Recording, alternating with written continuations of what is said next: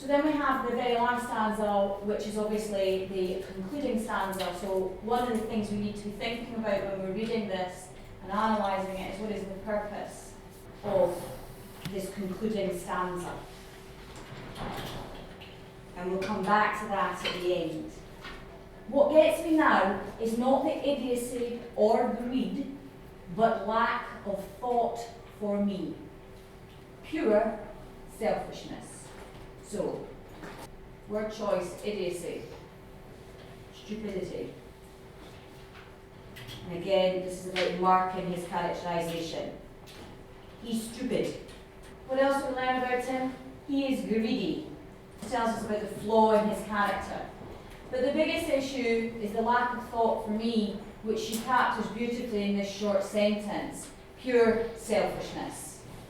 And this helps us to understand that this is the most significant feature of his personality, and it's for this reason that she can't really forgive him.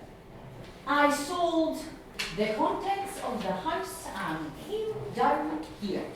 Conjurement, which reveals her attempt to move on. And the important word there in the analysis is attempt. She has attempted, and to a certain extent has made some moves towards moving on. But what we see in the remainder of the stanza is that she hasn't completely moved on.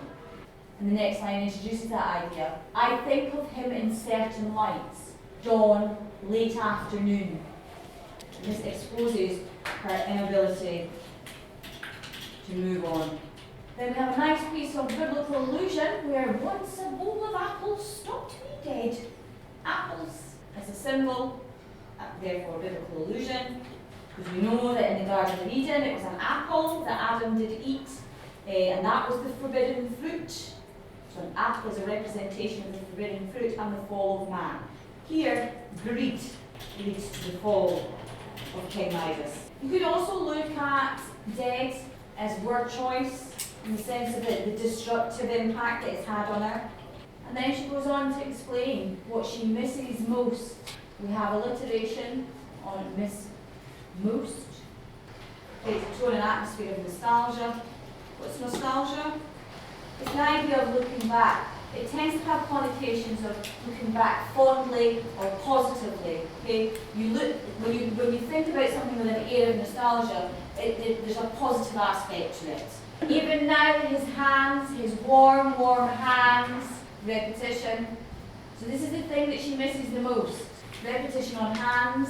And this is actually part of the irony, and I'll do the full analysis on the irony. So that's the first thing you can pick up on. And then you've got the word choice on touch, which is also linked to it.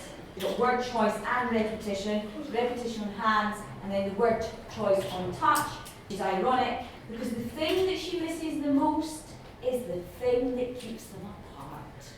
So what is the function of this conclusion? It summarises the lasting impact, consequence, and it identifies the fault and the flaw, which has led to this. So empathy is created because we learn about how much she misses him. The impact comes when we realise that she still thinks of him, this idea of reminiscing, and the fault and the flaw that he has is pure selfishness. That's what created this whole situation, and she sums it up beautifully. So, in essence, it has a summarising function, but it summarises a number of things. It summarises the impact and also summarises the cause.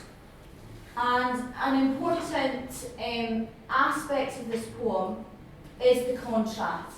And there is a marked contrast created between King Midas and Mrs. Midas.